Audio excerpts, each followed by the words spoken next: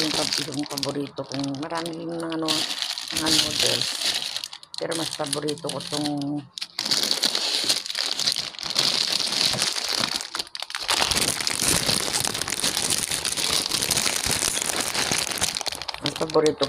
nogori, itong niluto ko. Nandito ako sa bahay ngayon.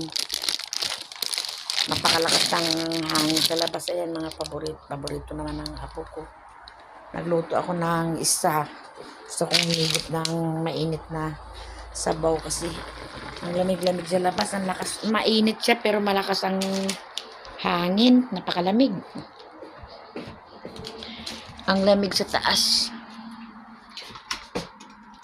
Ang kwarto namin kasi sa ibaba ayan lakas ng hangin.